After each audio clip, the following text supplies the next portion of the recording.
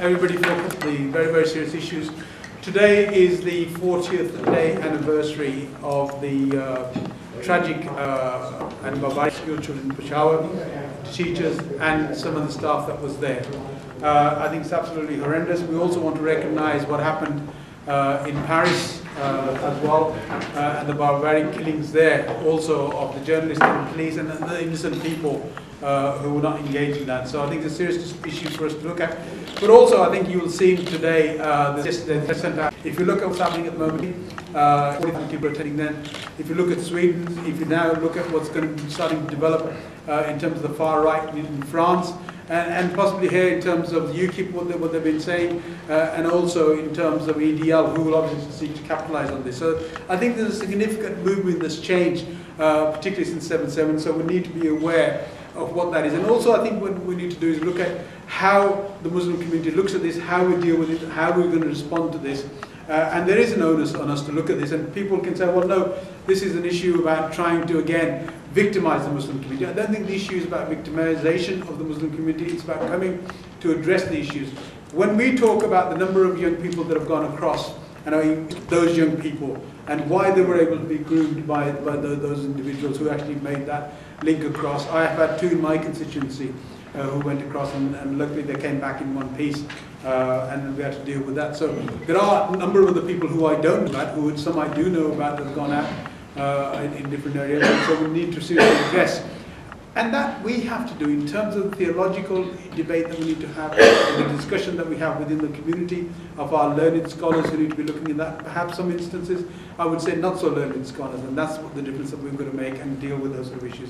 So before I go on too long, I've got to shoot off in a minute to a vote at 7 o'clock, and as a way of perhaps moving the discussion forward, I'd like to introduce our first speaker, Mrs. Huma Price. Now, I'm not going to, she's a barrister, but I'm not going to tell you how many years she's been practicing for, because it doesn't look like that would be her age anyway, so I'm not going to that. And the fact that she specialises in immigration and family law, two very, very difficult issues. And I was very intrigued to see, as I am a Facebook friend of hers, to see when she's getting ready to go off to battle. And normally when she comes out, she says, yes, I've won again. And so I think it's a very good work that she does. She's also a broadcaster and a TV presenter. She has her own legal show on Venus TV.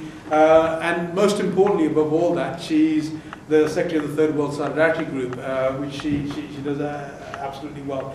But I think it's people like her who have actually made a stand, who actually have shown what it is not to be isolated in the community, but for people who stand to look at integration, to see how we move forward. And she does that in her normal life, and that's fantastic.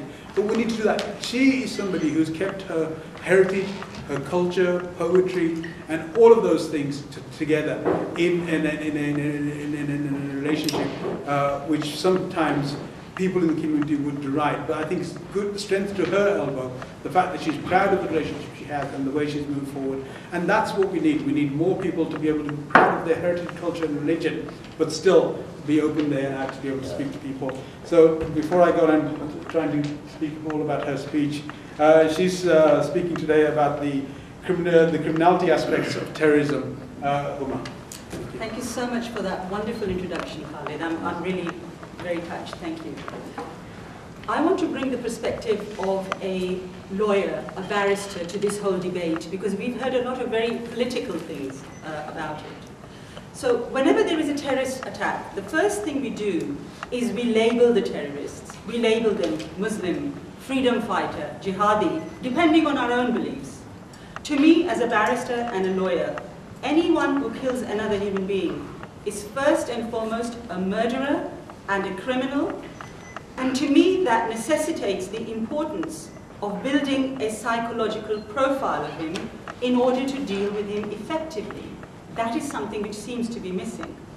So going back to the Peshawar attack, obviously we were all shocked and horrified at the savagery and the brutality with which children as young as 6 were butchered at point-blank range. And we also reacted quite rightly at the time with a lot of anger and backlash, demanding immediate retaliation of this attack. military courts were immediately set up, and I believe some hangings took place immediately. The incident itself almost got drowned in the backlash at the horror of the whole world to what had happened. And all types of evil punishments were suggested for the brutes who committed this attack. Actually, the savages who carried out this attack were all killed on the same day in the army operation that dealt with it. So we need to formulate more long-term strategies in dealing with similar savages in the future. And if you saw their photos, you would understand why I'm referring to them as savages.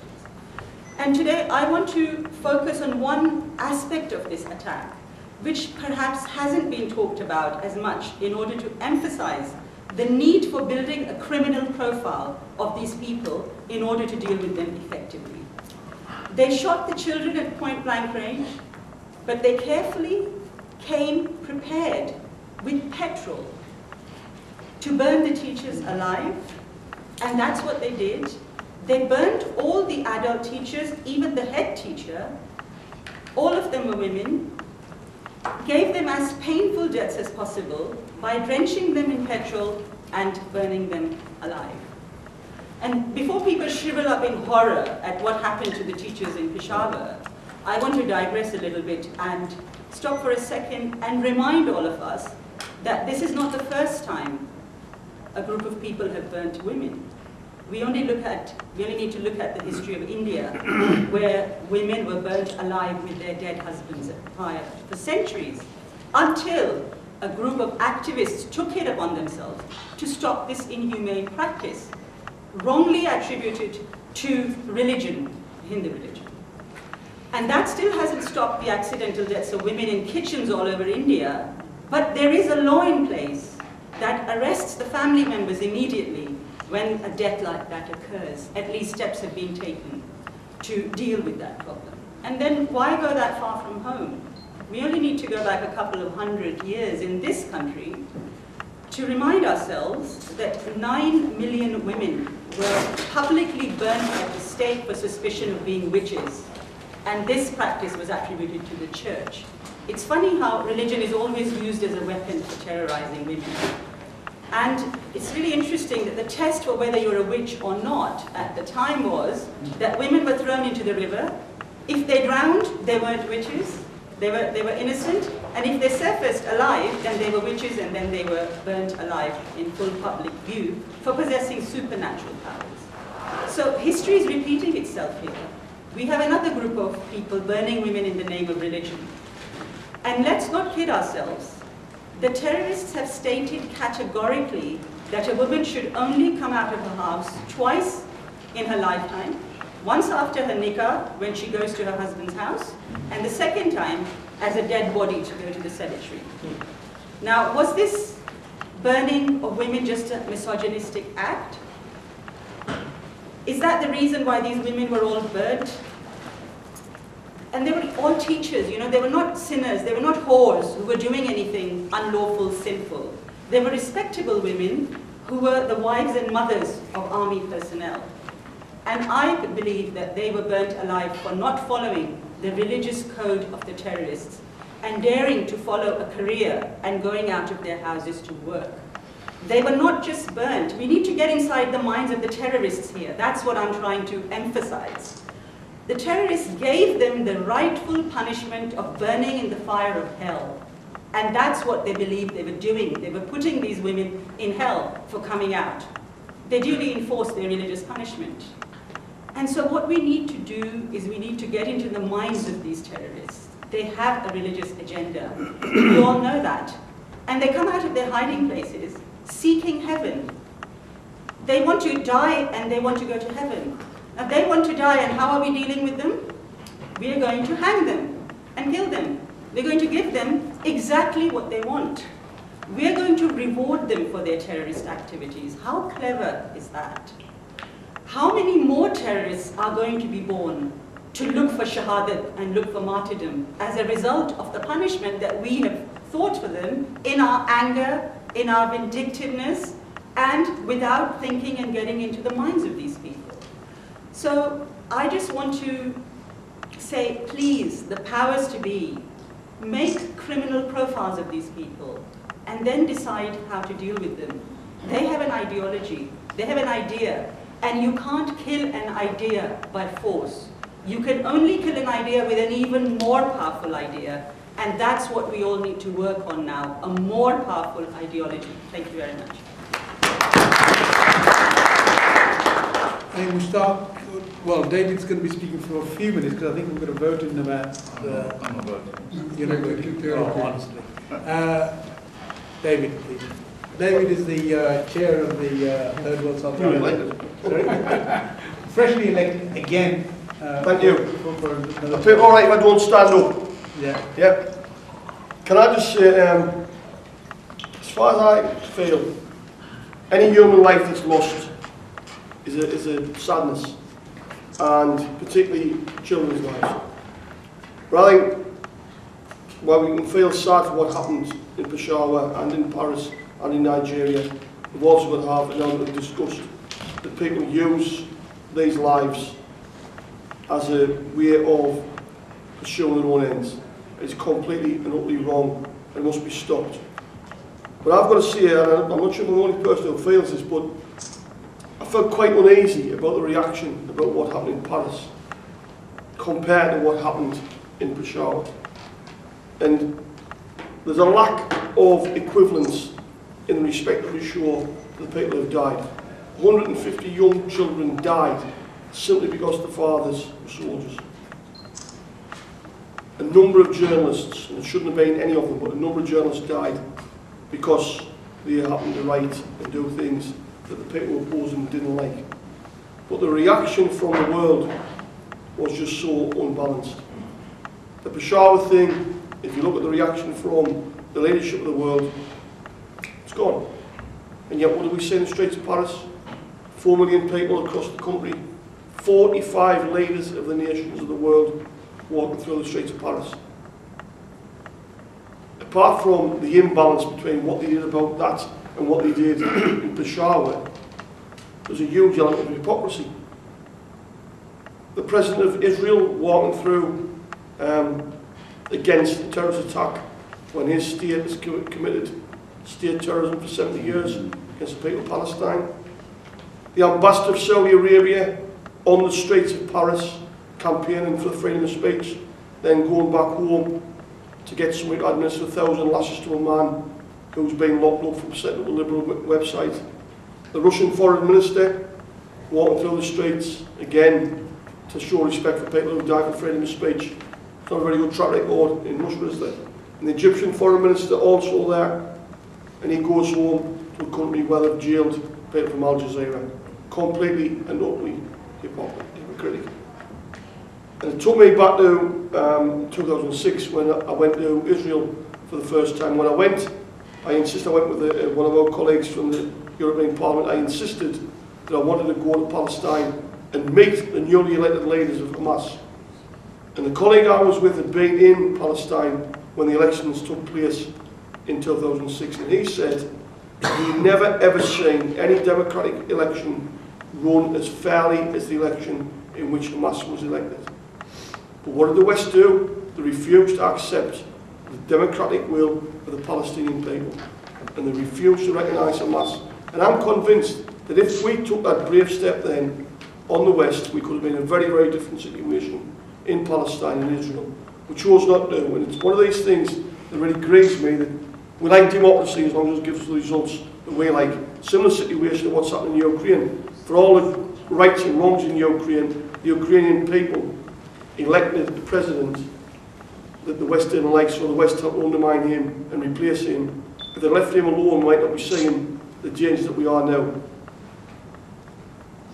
At the end of the day, I take on board what our colleague said earlier. Where do we go from here? I think that without a doubt, as a world, we really do have to start focusing on sending out a message that we respect everybody's lives equally. And the best place in the world to do that is in Palestine.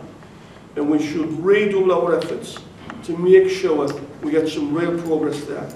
And if it takes stronger sanctions or ostracising Israel in the eyes of the world, then so be it. And I'm not anti-Israel. I want to see a proper solution to that benighted part of the world. But as long as that sore is allowed to fester, it gives people who want an excuse, a real excuse, to carry on doing the sorts of things they're doing across the world. But if we resolve it, it gives us, as the world community, a chance to say, we can live together, we can put things right, being torn apart. If you look in our own part of the world, the huge strides we've made in the last 15 years in Northern Ireland, it's not perfect by any means. But the difference between where we are now and where we were in 1998 when the Belfast Agreement was signed, when if you think in 30 years, almost 4,000 people died. In the 17 years since, there's about probably 20 people died, 20 too many, but far removed from the 4,000s that we're seeing. I've got to say as well, and Khalid raised me stock, I think the letter that went out yesterday, David Cameron said if people got a problem with this letter, they've got a problem. Well, I'll tell you, I've got a problem. I thought it was a disgrace. If you took the word Muslim out, and you took the word Imam out, and you wrote to the Jews, and you wrote to a rabbi, or you wrote to the Catholics, and you put Dear Father, or you wrote to the Anglicans, they would have been outraged, because what it was saying was, you've got to prove that you've got a right to have British values. Why should you have to prove that? Any more than I would have to. I'm not religious at all. Why should I be saying as being more British than what you are? The people who live here, contribute to this country. I mean, I've got huge respect for the people that I've met, mainly through Buxton, the Muslim community in my part of the world. Without those people, hundreds, if not thousands of people of the indigenous population in my part of the world would be unemployed. So I've got huge respect for the work they do. But even if that wasn't the case, to actually point to one religion and say, you've got a problem, the fact that using religion is a really negative anyway. Because, you know, whatever your culture, you know, your religion is only part of what you do. It isn't you completely, because you've got other things that make you what you are as human beings. But I just think that that was a huge mistake. I thought the mistake was bad enough. I thought the offhanded way in which the Prime Minister treated it was an absolute disaster. And I hope to God that we don't live to regret that crass efforts that came out yesterday. I hope between us we can try and find a way forward. I know that people have been sitting at this house for these 70 years, but the truth is, we make from this part of the world a real step in the right direction of saying we want to try and right the wrongs. And this is not saying like, you're more to blame than we to blame. We can all go back, go back to the end of the First World War, who drew the lines, who let the Israelis take over Palestine. We'll have all that debate time and time and time again. Until we make a real concrete step in the right direction, all it will do is carry on feeding the people who want to exploit the differences between us. And people with the right frame of mind shouldn't allow that. And we need to do it, and we need to do it soon.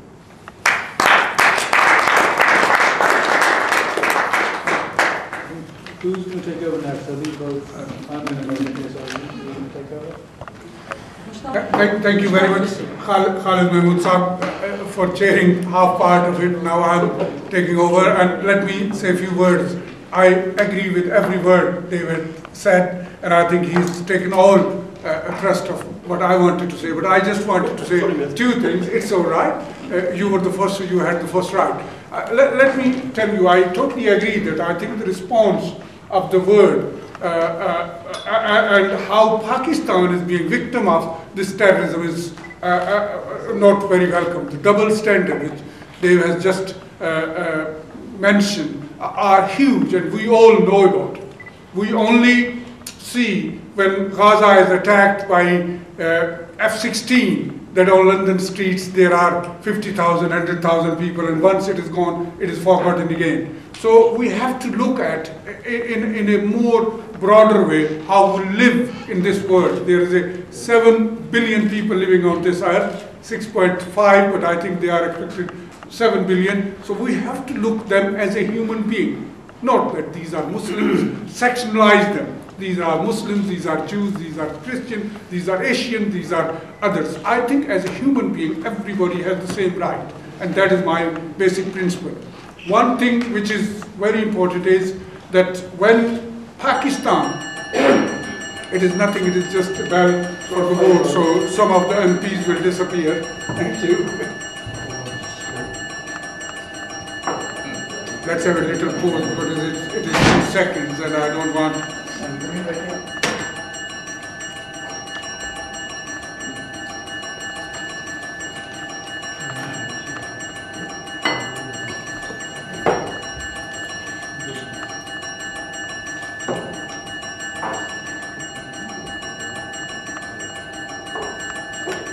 Khalid.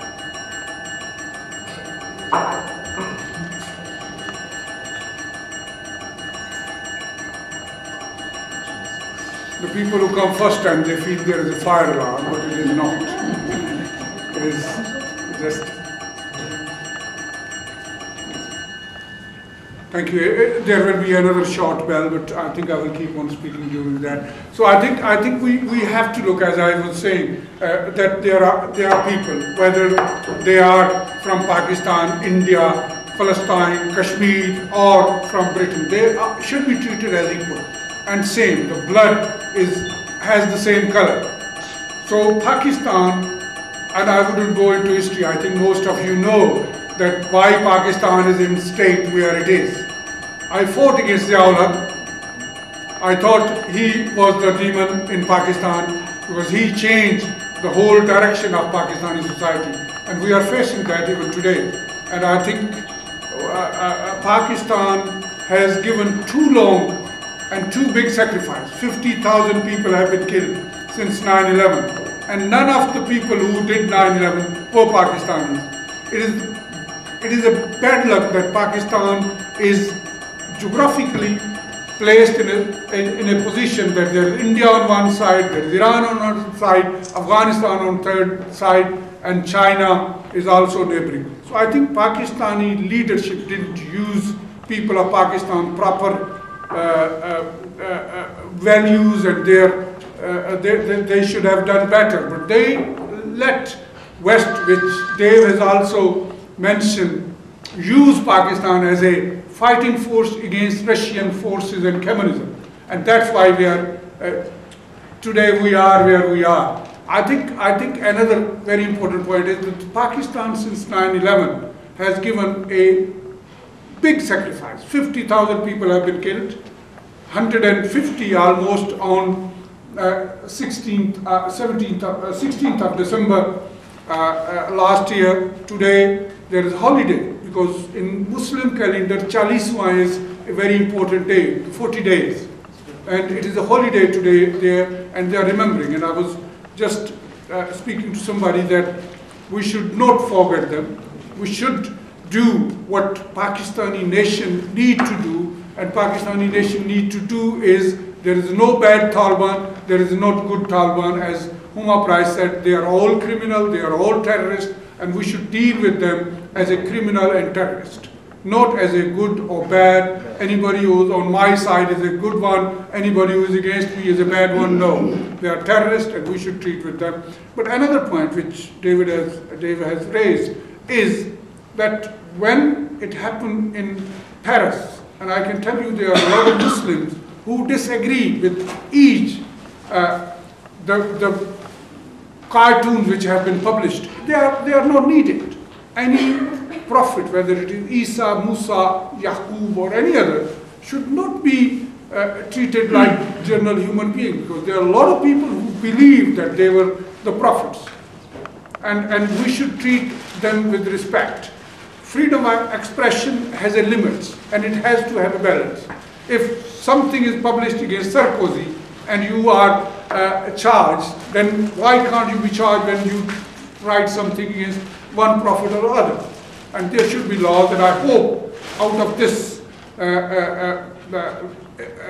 killing of 17 people in Paris, there is a huge possibility that law might come about, because this is our duty, that we should bring in the laws that nobody can write and provoke another person. And I think the most important comment was by the Pope, when he said to this person who was standing next to him that if you abuse my mother, expect a hook from me.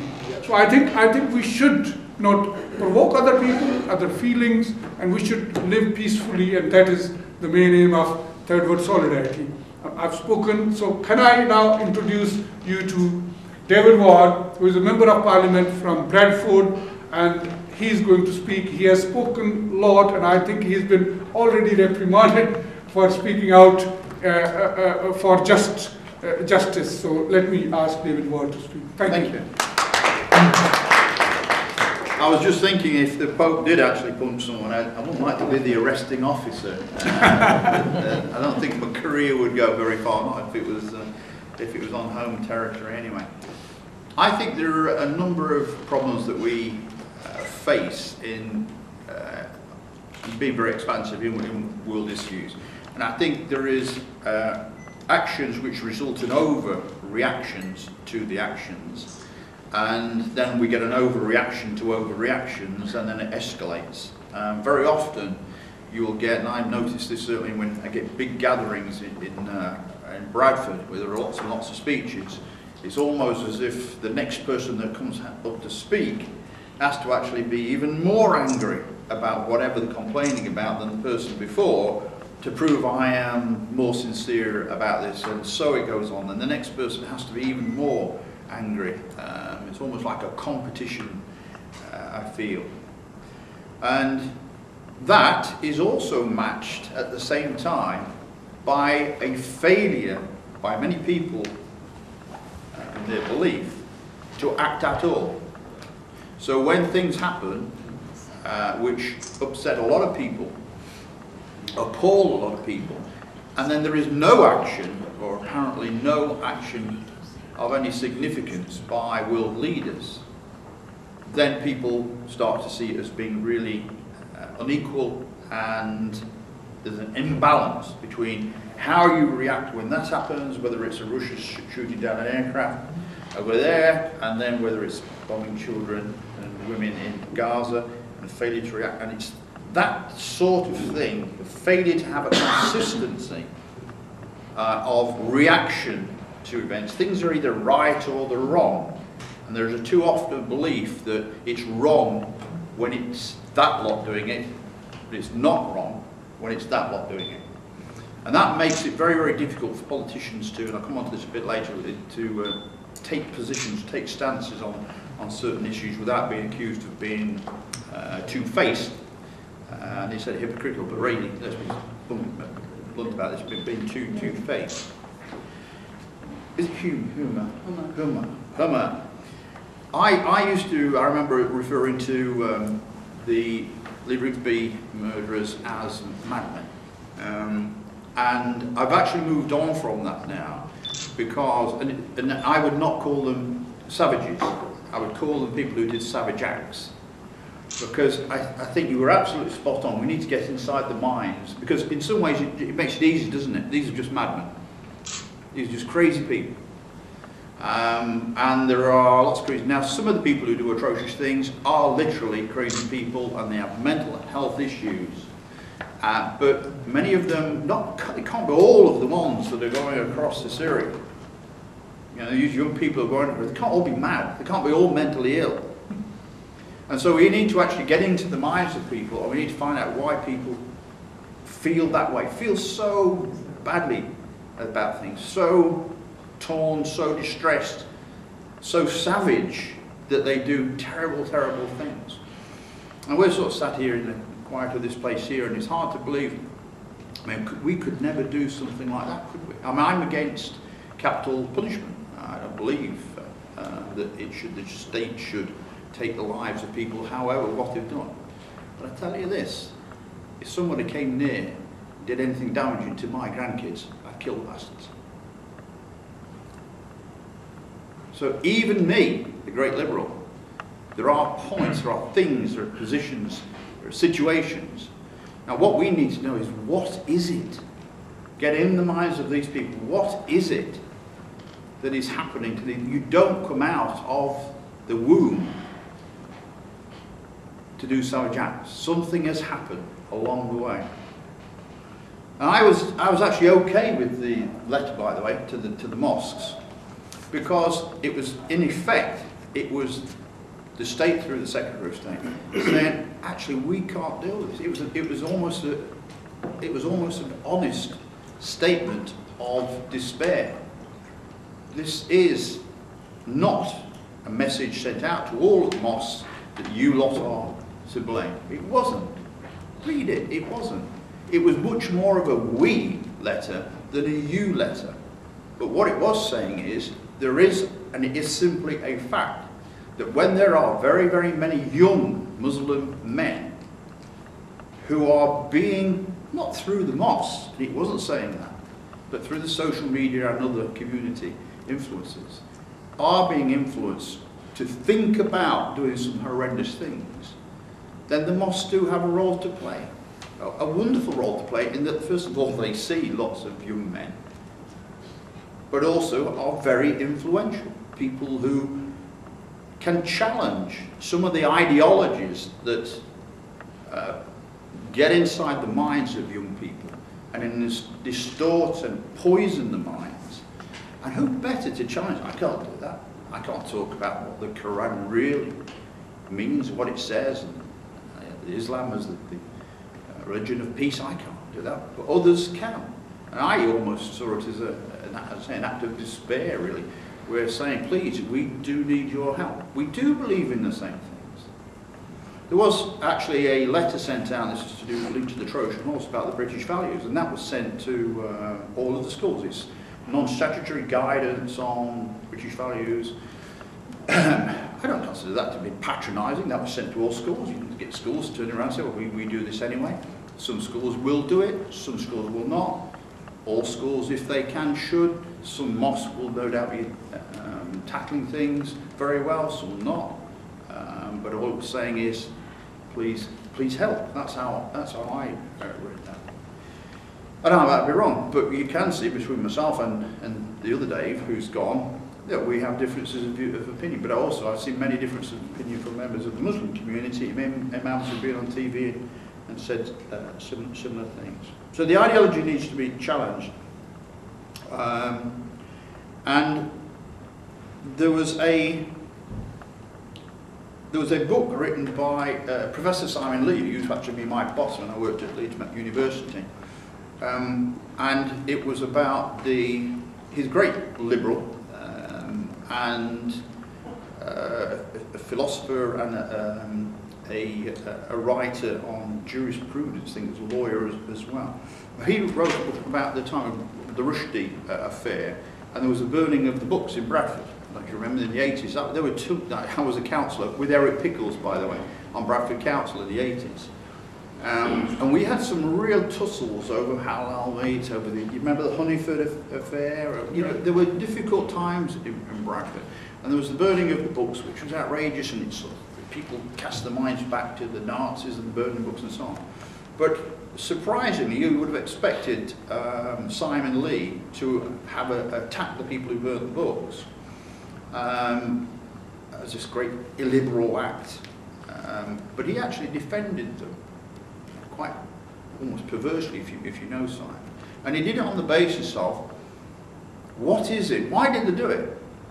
Why did they do it? And they did it because they had no other way of expressing their unhappiness with the Rushdie and the response of and that's the way they did it. So we might not like it as great Western liberals, but allow them that anger, allow them that way to express in non-violent, you know, they weren't hurting anybody apart from liberal sensibilities. But when there is failure, and this is what we need to think about, when there is a failure to deal often with legitimate concerns, the danger is it opens the door to people who will exploit that and bend and distort, twist poison people's minds. So we need to be all the time rooting it back to what is the grievance. What is the grievance that possibly leads the way in to the crack, you know, like the water that goes into the crack and it freezes and expands. What is it? Is there a grievance? Is there a legitimate grievance behind this that way back has led back to the acts that were taken?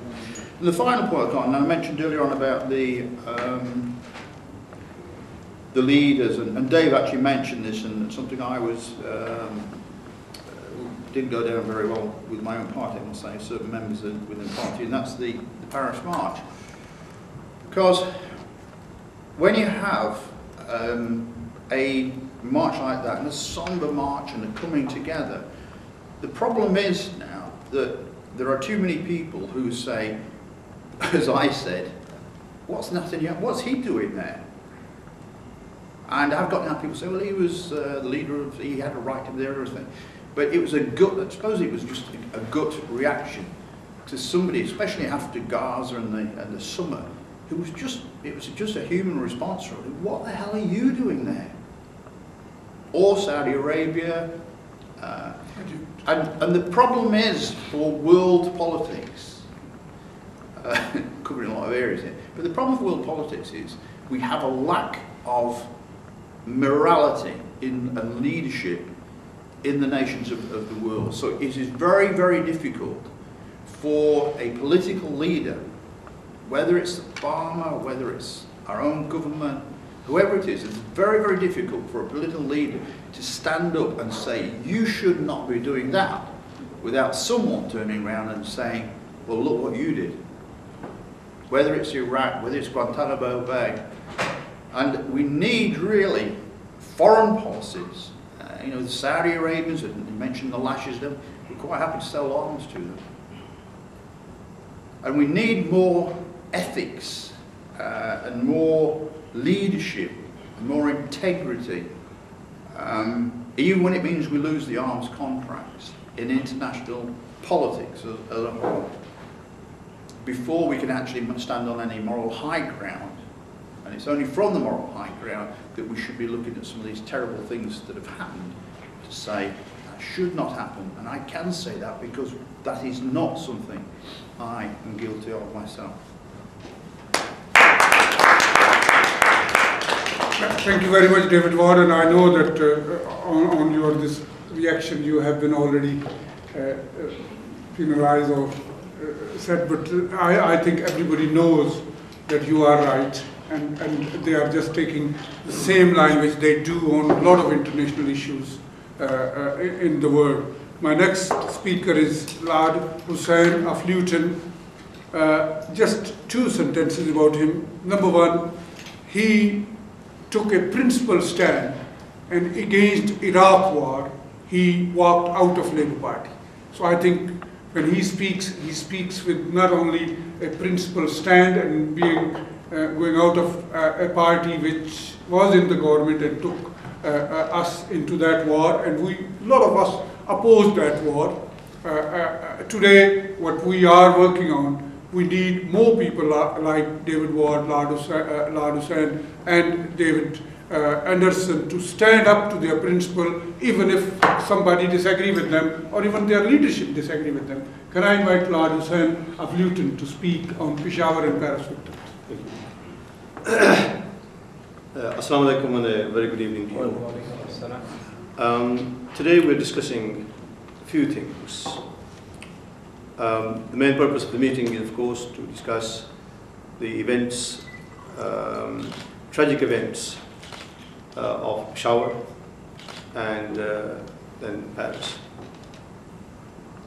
And the reasons for these events, in my opinion, are very different, although they may be linked up some way going away back.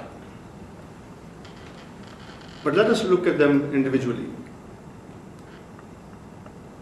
The events in Peshawar, young children, school children and their teachers were attacked. They were not at war with anybody. They did not upset anybody. They did not fight against anybody. They were innocent children going to learn. They were the future. They had no enemies. And those barbarians who took their lives, they may claim to be followers of a particular religion, but I don't think Islam has any room for these kind of barbaric people. They can use the name of Islam, but Islam does not accept these kind of people. Not even in war times. Children, women and elderly, they are to be respected even in the war times according to the Islamic teaching that I have read. And if you look at the Prophet's life and his companions' lives, you will see that. On the other hand,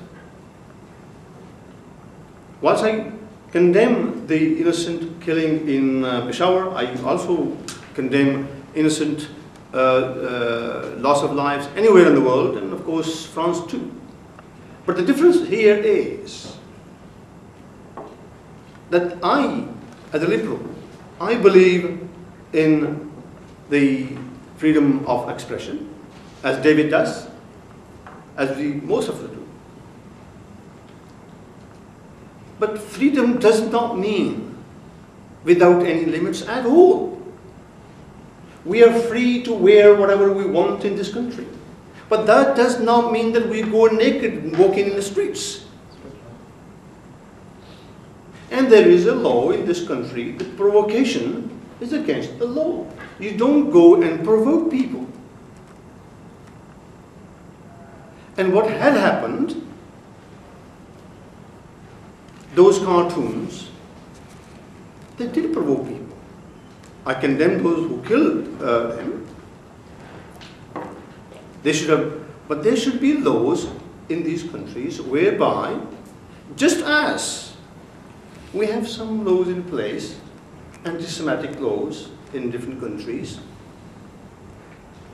why can't we have some sort of blasphemy law which covers all the main religions and all the holy people in those religions? If you insult a prophet, whichever that prophet is, there are bound to be some people. I mean, in this case, nearly 2 billion Muslims in the world were offended. And in those 2 billions, obviously, there will be some who will be wound up to the level that they will do something more nasty. And I don't approve of them. But nevertheless, the difference between Peshawar and Paris is that in Paris, people were wound up, which I think we ought not to do that in future. We ought to have policies in place whereby at least we should stop people provoking others to the level. Whilst the children in Peshawar were not provoking anybody. They were not doing anything, to upset anybody. But at the same time, there is other factor that plays in the hands of these extremists, or the extremists take advantage of those. Or people are actually driven into that frame of mind where injustices in the world, the double standards that we have heard here before. Let me give you another example which is closer to my home in a sense, the place where I was born, Kashmir. Over 100,000 people have been killed since 1990. There are UN resolutions to say that people should be given a right to decide about their future. And the world is asleep over it. There are more than 3,500 mass graves identified by the Amnesty International. And none of them is investigated. We don't want to offend India at any cost. Isn't this hypocrisy? And those whose relatives and friends and family members have been butchered by the Indian army, when they've lost everything, what choice do they have? These are the kind of people who will go and join the extremists, of course.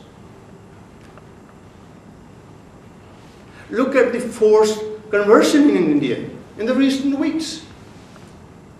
Hundreds of Muslims, and this has been printed all over the media in India and around the world. Hundreds of Muslims are being forced to adopt Hinduism. Only in yesterday's newspaper I was reading that a Muslim family was put to light. They were burned to death. Now, this is where I think we ought to be fair, and we ought to have justice in the world, and we ought to speak up for those who are not strong enough to speak themselves, or whose voices are not heard. Wherever they are, whatever religion they might have, whatever the color of the skin might be, here in this country, where we have freedom of expression, we have more responsibilities on our shoulders to carry that burden, to carry that weight, and speak up, stand up and speak up for those who are voiceless or whose voices are not heard. And also condemn the extremism. Extremism is very, very dangerous, whichever side it comes from. It could be Hindu extremism, it could be Islamic extremism, it could be Christian extremism, or whatever, because that takes onto terrorism. People take law in their own hands and they start killing people. We have seen enough of it in Bosnia. We have seen enough of it in Palestine. We're still seeing. I would say, whenever I speak to our politicians here in the UK, the United Kingdom can do a lot more. We are permanent members of the United Nations Security Council. We are head of the Commonwealth. We are a strong member of the European Union. We have a lot of influence in the world. And Britain can take a lead. And one thing that I have to say, that Britain is respected much more comparing to many of the other powers in the world, who may be more powerful than us, but I can proudly say that Britain is more respected in many ways. Yeah. And that is where we will need to be going. We need to bring justice to some of these places, Palestine, Kashmir, and other places where innocent people are being killed day in, day out. And the world is turning a blind eye to them. If that continues, I'm afraid more killings will go on. I can see. People will go into more extremism. And in order to bring people back home, we need to deal with the injustices in the world. Thank you. Thank you very much. What I want to do is I want to ask a couple of people to speak who want to say something. Amanullah Khan Sahab will be the first one. I want to thank some people as well, Councillor Parvez Ahmed and Raja Sahab and Ghulam Farid from Hammersmith Islamic Center, Alex and Yasmin Qureshi as well, Kifale is sitting here, Amin Noon came all the way from Slough, so thank you very much, and a special thank to the media, because I think although we are very limited people here, 10, 20, 30 people, but this message will go to millions, and what I want to say is the Third World Solidarity will carry on our work. We need your support, and I think you have supported us for 29 years. I hope with the next year, when we are celebrating our 30th anniversary next year, the world is a better place, because I want to leave a word for my children and grandchildren, a better word than I received it from my parents. So let's work together to make it a better word. So that is Habib Jan Sahab, thank you very much, Rai Khalid Sahab, and everybody who is sitting here.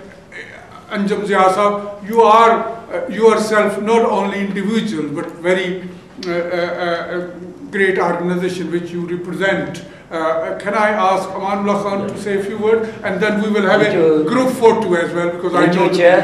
Yes, Amanullah Khan is a founder member of Pakistan People's Party and a journalist and a very senior intellectual and poet and whatnot. Yes, when you hear Lord Hussain and Right Honourable David Vaughan MP, and ladies and gentlemen. In fact, I was very effusive and I was deeply shocked. I'm a poet and poet's sensitivity and sensibility is very sharp. I had written poems in Urdu and English, but when I came here, my really mood changed.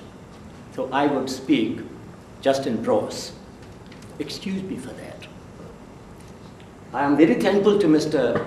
Mushtaq Lashari for giving me an opportunity to communicate my innermost thoughts. First of all, Peshawar Public School carnage is a despicable, horrendous, and macabre act of terror and massacre. Peshawar massacre. I've written a poem, but I won't go into that. In fact, I feel proud of my country, Pakistan. Pakistan has done the same for freedom, which was done by Great Britain against fascism. My country has done that has taken great steps and great sacrifices against the monster of fascism and monster of this terrorism. In fact, I don't want to take pride, but it was because of Pakistan that the West defeated Soviet Union. You were afraid of it. Like I was in the space, you were nowhere. So instead of demonizing Pakistan, build up Pakistan, appreciate Pakistan. Pakistan has paid a very heavy price. We have lost 90,000 people. 90,000 people. If our army is brave, if we are dedicated, that is to our credit. We are for democracy. I've been to jail many times for democracy. So what I want to propose through MPs, Pakistan should get a Marshall Plan on the same pattern which you and other countries got after defeating fascism, Hitlerite fascism. You know the contribution of Stalin also. Stalingrad lost, Soviet Union lost 20 million people. It's lost many people. So we have lost so many people. We have lost our economy. We are not begging. We will build up. We will build up. We are like that bird, which rises from the ashes. We have given sacrifices of our children, of our moms, of our teachers. Who says our women are backward? The women of my country, the teacher said, first you shoot me. I will not betray my children. I will not betray my students. I will not betray my pupils. I salute to her. Then, sir, this is the Marshall Plan. Kindly put it across. And to the Pakistan rulers and people of Pakistan, I want to say, give up begging. Implement Article 3 of Pakistan Constitution. Chairman Lashari knows what it means. That means from each according to his ability to each according to his work. Give something to the peasants. Give something to the workers. Give something to women, If you cannot give 100% jobs to women, at least don't demonize them. Don't put them behind iron curtain, The iron curtain of women must be over in Pakistan. Thank you. You understand? My last is, this Frankenstein monster violated the Geneva Convention as well as it violated Islam. Because Islam is, I'm not a very religious person, but I'm proud of being a Muslim. I had Islam does not stand for the monstrosity of genocide or infanticide. It is not King Herod of the biblical times. It is not depravity of Madame Albright, who said in an interview when she was asked that because of the US sanctions, 1 million children of Iraq died. And she said within inverted commas, it is worth it. Shame on them. And at the same time, shame on these monsters called Talibans. I condemn them. I'm not afraid that they put bullets in small kids, children, And I salute today Chairman Lashari and MP and Lord Saab, that great lady who stood like a rock, and she said, first you shoot me. I will not betray my pupils. Thank you. Ladies and gentlemen, I know that we all agree on one thing, that injustice, wherever it is, will bring in more reaction. So let's work together to remove the injustices. And I think injustices start from home. Huma has very rightly said that we should not do injustice with women, we should not do injustice with children, we should not do injustice with anybody. And I'm very pleased that two of the ladies sitting there are from education, and they are working in Great Britain to bring out the poor children into better education. Can I ask everybody to come behind us? I will stand up because I want to ladies to sit here. Ghulam Fareed Sahab, we will have a group photo because I know the media was here. Everybody. Alex, you come here. Yasmin, you come here. So let's close the chairs. Chair on your right. After that. You can take this one. I'll pay you, don't worry. I'll look after you. Can I give you that chair as well? Yeah, Yasmin, you sit here. You come here. Alex, you sit there. Bring your chair near.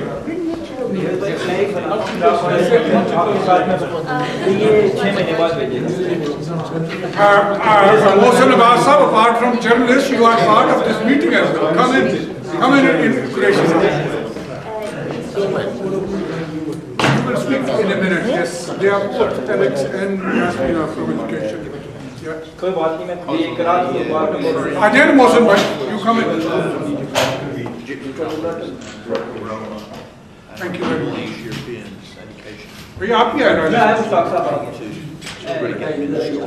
Kefale, you have to come as well after you have taken your photograph. Hold on for 1 second. Kefale is a member of Executive Committee of Tribal Solidarity and Ethiopian. We will be doing a meeting very soon on Ethiopia.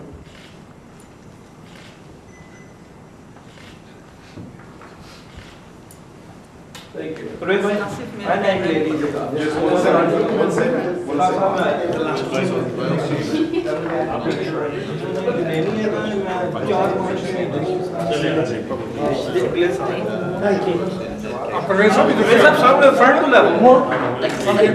No problem.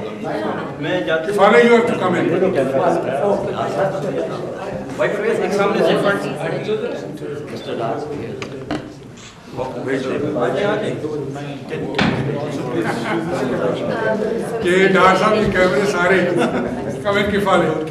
will keep on talking because I think mine are the only ones that have been published. I'm not worried because I will take from Huma Price.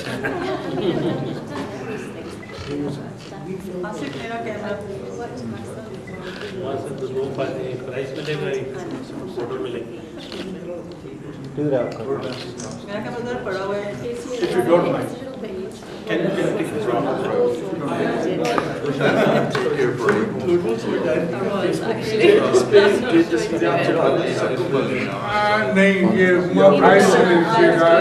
she will put it on. But there are a lot. I think the Fale has one.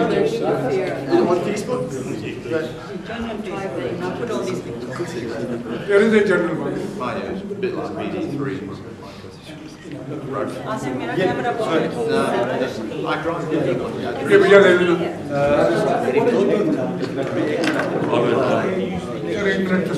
And David is here, you can carry on speaking. Yeah.